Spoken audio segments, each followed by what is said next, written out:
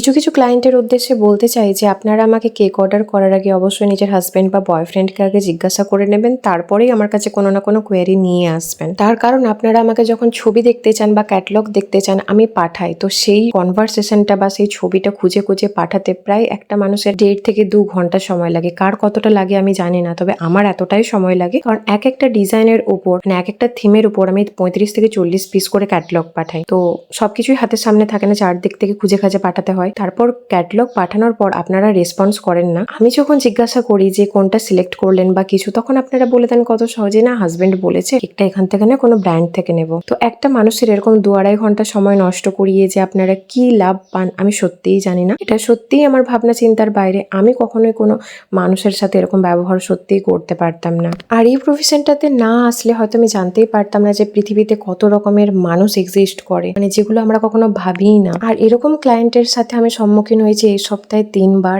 এত খারাপ লেগেছে কি বলবো। তো যাই হোক, আজকের কেকটা ছিল একটা অ্যাডভোকেট থিম কেক, আর এই কেকটা আমাকে 3 ঘন্টা আগে অর্ডার করা হয়। 3 ঘন্টার মধ্যে কেকটা রেডি করে আমাকে ডেলিভারিও দেওয়ার ছিল। এরকম আর্জেন্টলি বেসের অর্ডার আমি নিই না, কিন্তু যেহেতু সেদিন আমার কোনো অর্ডার ছিল না, সেই জন্য এই অর্ডারটা আমি বাধ্য হয়েই এক প্রকার নিয়েছিলাম। আর তোমরা যারা অনেকদিন আগে থেকে আমার ভিডিওর সাথে যুক্ত আছো তারা জেনেই থাকবে যে আমি যেখানে থাকি সেখানে কোনো র মেটেরিয়ালের শপ নেই। তাই এরকম আর্জেন্টলি বেসের অর্ডার যখন এরকম টাইপের ইউনিক কিছু থিমের উপর থাকে তখন আমি অনেকটাই বেশি চাপ নিয়ে নিই, কারণ এরকম টপার আমার কাছে থাকে না। এগুলো প্রিন্ট আউট করি, খুব সুন্দরভাবে কাটিং করে কেকের উপর লাগাতে হয়, যেটাতে অনেকটাই বেশি টাইম লাগে। আর এটা আমার প্লাস পয়েন্ট যে আমার হাজবেন্ড এইরকম কাজের সঙ্গে যুক্ত আছে, তাই এটা আমার জন্য একটু হলেও সহজসাধ্য ব্যাপার। তো অবশ্যই জানিও যে আজকের কেকের ডেকোরেশনটা, ডিজাইনটা তোমাদের কেমন লেগেছে। আর ভালো লেগে থাকলে অবশ্যই একটা লাইক করে যেও। তো চলো দেখা হচ্ছে নেক্সট ভিডিওতে। Bye bye.